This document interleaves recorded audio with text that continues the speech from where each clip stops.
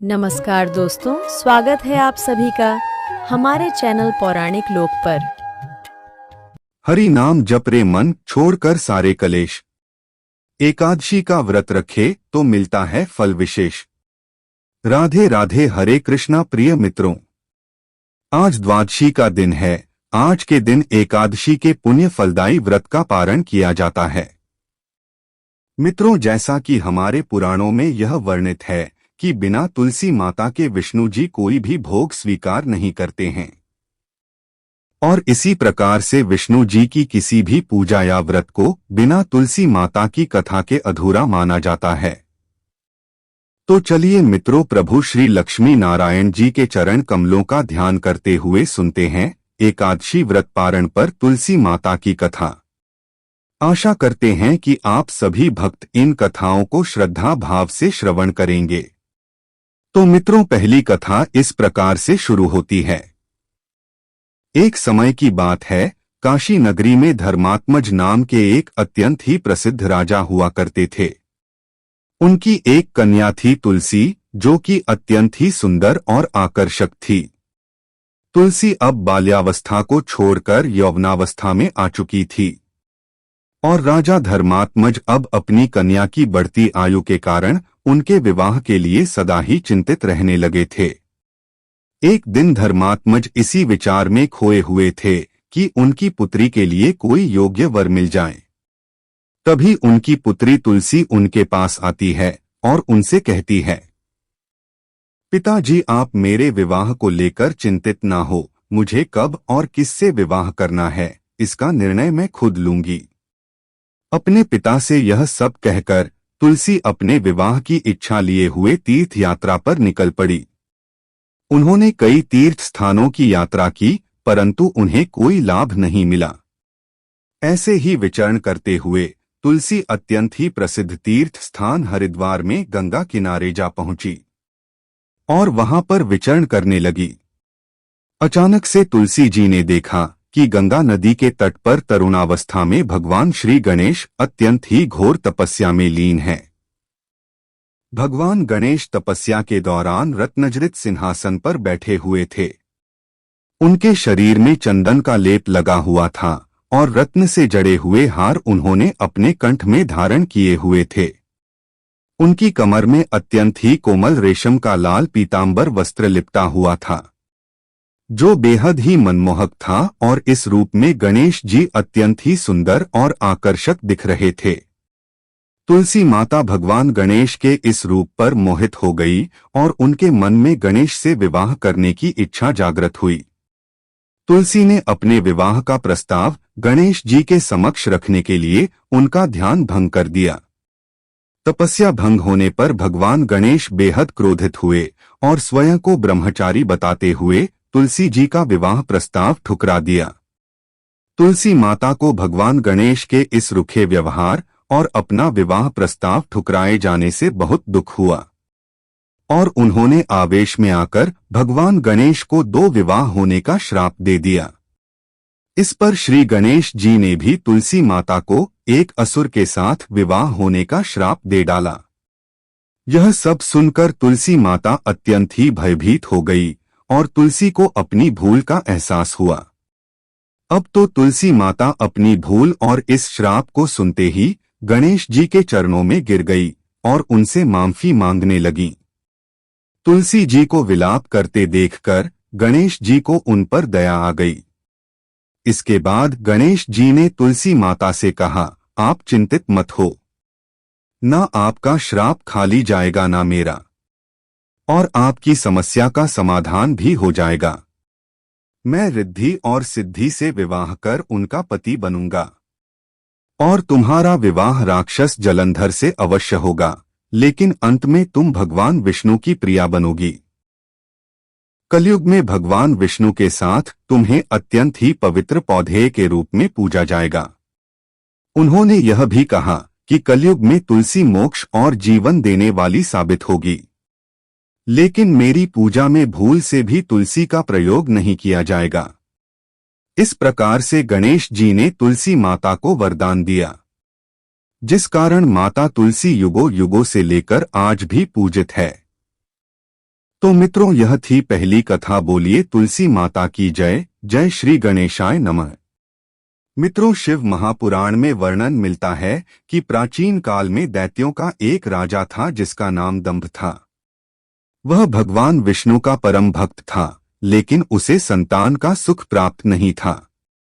संतान की प्राप्ति के लिए उसने शुक्राचार्य को अपना गुरु मान लिया और उनके मार्गदर्शन में वह पुष्कर सरोवर पर जाकर शिव जी की घोर तपस्या करने लगा।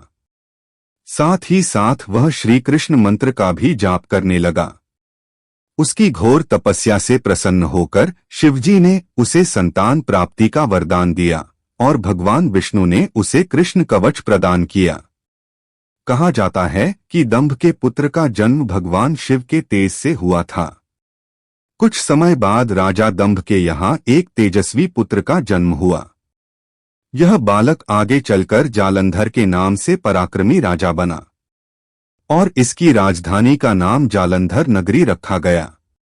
दंभ ने अपना कृष्ण कवच अपने पुत्र जालंधर को प्रदान कर दिया और इस प्रकार जालंधर ने भी अपने पिता के पदचिह्नों पर चलते हुए कठोर तप करने का निर्णय लिया। उसने ब्रह्मा जी को प्रसन्न करने के लिए तपस्या की और उनके आशीर्वाद से अमरता का वरदान प्राप्त कर लिया। ब्रह्मा जी ने उसे यह वरदान दिया कि कोई भी देवता उसका वध नहीं कर सकेगा। इसके अतिरिक्त ब्रह्मा जी ने उसे सलाह दी कि वह बद्रीवन जाकर तपस्या कर रही धर्मध्वज की पुत्री तुलसी से विवाह कर ले। ब्रह्मा जी के निर्देशानुसार जब जालंधर विवाह के योग्य हुआ तो दैत्यराज की कन्या वृंदा का विवाह जालंधर से संपन्न हुआ। जालंधर ने तुलसी से विवाह किया और दोनों अपने जीवन को प्रेम पूर्वक व्यतीत करने लगे। जालंधर के पास अमरता का वरदान और भगवान श्री कृष्ण का कवच था, इस कारण उसकी शक्ति असीम थी। जालंधर एक क्रूर महाराक्षस था जो सदा ही अपनी सत्ता के मद में चूर रहता था। विवाहित होने बाद भी एक समय उसने माता लक्ष्मी को पाने की कामना से देवताओं से युद्ध करने का निर्णय लिया। उसने अपने पूरे बल और पूरी सेना के साथ युद्ध आरंभ किया। देवताओं और असुरों के बीच यह भीषण युद्ध बहुत समय तक चला। अपने बल के प्रभाव से उसने देवताओं, गंधर्वों, किन्नरों और त्रिलोक के अन्य प्राणियों को अपने अधीन कर लिया। त्रिलोक पर उसके अत्याचार और शक्ति के आगे कोई भी टिक नहीं सकता था। उसने सभी देवताओं को पराजित कर दिया, परंतु माता लक्ष्मी को पराजित नहीं कर सका, क्योंकि माता लक्ष्मी का जन्म भी समुद्र यानी कि जल से हुआ था। समुद्र से ही उत्पन्न होने के कारण माता लक्ष्मी ने उसे अपने तेज से, अपने बल से पराजित कर दिया और भाई के रूप में स्वीकार कर लिया। वहां से पराजित होकर वह देवी पार्वती की सुंदरता पर मोहित हो गया और पार्वती माता को पाने की लालसा से कैलाश पर्वत पर गया। उसके मन में यह विचार आया कि लक्ष्मी जी न सही तो देवी पार्वती को तो मैं अवश्य ही प्राप्त कर लूं। जालंधर ने माता पार्वती को छलने के लिए एक योजना बनाई और वह भगवान देवाधिदेव शिव का ही रूप धरकर माता पार्वती के समीप गया। मां पार्वती ने उसे अपने समक्ष देखते ही अपने योग बल और सतीत्व से उसे तुरंत पहचान लिया तथा वहां से अंतर्ध्यान हो गई और भगवान विष्णु के समक्ष वैकुंठ धाम में पहुंची। वहां जाकर देवी पार्वती ने क्रोधित होकर सारा वृतांत भगवान विष्णु को सुनाया। मित्रों, दरअसल जालंधर की पत्नी वृंदा अत्यंत पतिव्रता स्त्री थी और उसी के पतिव्रत धर्म की शक्ति से जालंधर न तो मारा जाता था और न ही पराजित होता था। इसीलिए जालंधर का नाश करने के लिए वृंदा के पतिव्रत धर्म को भंग करना बहुत जरूरी था। इधर जालंधर की शक्ति से भयभीत होकर सभी देवता ब्रह्मा जी के पास गए और उनसे इस समस्या के समाधान का उपाय पूछा। ब्रह्मा जी ने देवताओं को भगवान विष्णु के पास जाने का सुझाव दिया। भगवान विष्णु ने स्थिति को समझकर बताया कि जालंधर का वध केवल भगवान शिव के त्रिशूल से ही संभव है। अतः सभी देवता भगवान शिव के पास गए और उनसे सहायता मांगी। भगवान शिव ने उनकी सहायता का आश्वासन दिया और अपने एक गण चित्ररथ को जालंधर के पास दूत बनाकर भेजा। चित्ररथ ने जालंधर को समझाने का प्रयास किया कि वह देवताओं को उनके अधिकार लौटा दे और अपने राज्य में लौट जाए, परंतु जालंधर ने इसे ठुकरा दिया और युद्ध करने की ठानी। इस पर भगवान शिव स्वयं युद्ध के लिए प्रस्थान कर गए। उनके नेतृत्व में देवताओं और दानवों के बीच भीषण युद्ध हुआ, लेकिन ब्रह्मा जी के वरदान के कारण जालंधर को कोई भी देवता पराजित नहीं कर सका। भगवान शिव ने अपनी शक्ति से जालंधर पर त्रिशूल चलाने का प्रयास किया, किंतु आकाशवाणी हुई कि जब तक जालंधर के पास भगवान श्री कृष्ण का कवच और उसकी पत्नी तुलसी का सतीत्व अडिग है, तब तक उसका वध संभव नहीं। यह सुनकर भगवान विष्णु ने वृद्ध ब्राह्मण का रूप धारण किया और जालंधर के पास जाकर श्री कृष्ण कवच का दान मांगा। भगवान के स्वरूप और उनके आने का उद्देश्य नहीं जानकर जालंधर ने सहजता से श्री कृष्ण कवच दान कर दिया। इसके बाद भगवान विष्णु ऋषि का वेश धारण कर वन में जा पहुंचे, जहां वृंदा अकेली भ्रमण कर रही थी। भगवान के साथ दो मायावी राक्षस भी थे, जिन्हें देखकर वृंदा भयभीत हो गई।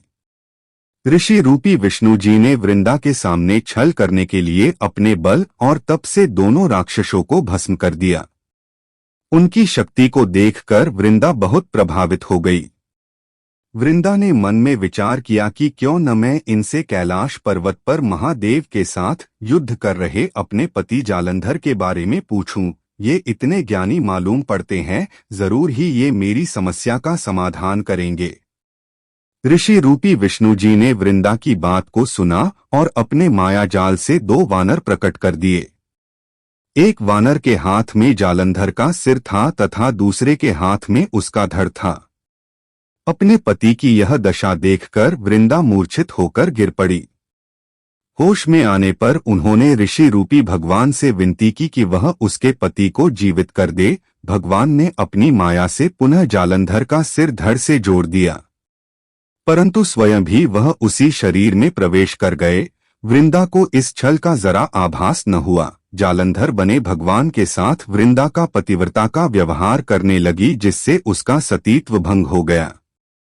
ऐसा होते ही वृंदा का पति जालंधर युद्ध में हार गया। इस सारी लीला का जब वृंदा को पता चला तो उसने क्रोधित होकर भगवान विष्णु को शिला बन जाने का श्राप दे दिया।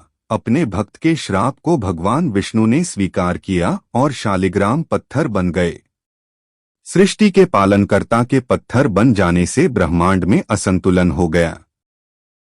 इसके बाद सभी देवताओं ने वृंदा से प्रार्थना की वह जल्द ही भगवान विष्णु को श्राप मुक्त कर दें। इसके बाद वृंदा ने भगवान विष्णु को तो श्राप मुक्त कर दिया, लेकिन उसने खुद आत्मदाह कर लिया और स्वयं सती हो गई। जिस स्थान पर वृंदा भस्म हुई वहां उसी राख से तुलसी का पौधा उग गया। भगवान विष्णु ने वृंदा से कहा कि हे वृंदा, तुम अपने सतीत्व के कारण मुझे लक्ष्मी से भी अधिक प्रिय हो गई हो। अब तुम तुलसी के रूप में सदा मेरे साथ रहोगी। जो मनुष्य भी मेरे शालिग्राम रूप के साथ तुलसी का विवाह करेगा, उसे इस लोक और परलोक में विपुल यश प्राप्त होगा। जिस घर में तुलसी होगी वहां यम के दूत भी असमय नहीं जा सकते। गंगा व नर्मदा के जल में स्नान करना तथा तुलसी का पूजन बराबर माना जाएगा। चाहे मनुष्य कितना भी पापी क्यों न हो, मृत्यु के समय जिसके मुख में तुलसी मंजरी रहे और गंगा जल मुख में रखकर निगल जाएगा, वह व्यक्ति सभी पापों से मुक्त होकर मेरे धाम बैकुंठ लोक को प्राप्त होगा। उसी दैत्य जालंधर की यह भूमि जलंधर नाम से विख्यात है। प्रिय मित्रों, तो यह थी तुलसी माता के विवाह की कथा। अब चलिए मित्रों सुनते हैं तुलसी माता की अन्य कथा। एक समय की बात है, एक गांव की सभी महिलाएं मंदिर में जाकर तुलसी माता को रोजाना सींचती थीं। बाकी सभी महिलाएं तो तुलसी माता को सींचकर घर आ जाती, पर एक बुढ़िया माई रोज कुछ समय वहीं पर रुकती और तुलसी माँ को सींचकर कहती कि तुलसी माता, तुम सबकी दाता हो, मैं तेरा बिड़ला रोज सींचती हूँ, तुम मेरा निस्तारा करो।